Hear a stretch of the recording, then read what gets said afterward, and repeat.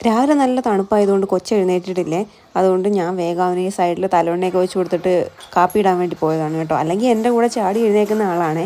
ഇന്നിപ്പോൾ നല്ല തണുപ്പൊക്കെ ആയതുകൊണ്ട്, പ്രത്യേകിച്ച് വെളുപ്പാങ്കാലമൊക്കെ ആകുമ്പോൾ നല്ല തണുപ്പല്ലേ, കിടന്നുറങ്ങാനും നല്ല സുഖം.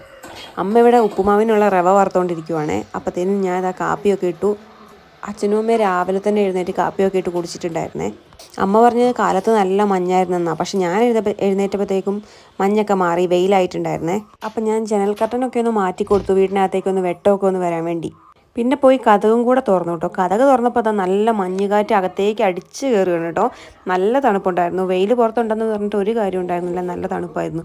പിന്നെ ഇതാ ഇവിടെ വന്നിരുന്നു ഞാൻ കാപ്പി കുടിക്കുവാണേ. അപ്പോൾ അമ്മയും തൊട്ടപ്പുറത്ത് നിൽപ്പുണ്ട്. അതിനുശേഷം ഇന്ന് നമുക്ക് ഉപ്പുമാവാണേ. അപ്പോൾ അതിനുള്ള കാര്യങ്ങളൊക്കെ ഞാൻ ചെയ്യുവാണ്. ഉപ്പുമാവ് ഉണ്ടാക്കാൻ കുറച്ചുകൂടെ എക്സ്പേർട്ട് ഞാനാണ് കേട്ടോ നമ്മുടെ വീട്ടിൽ.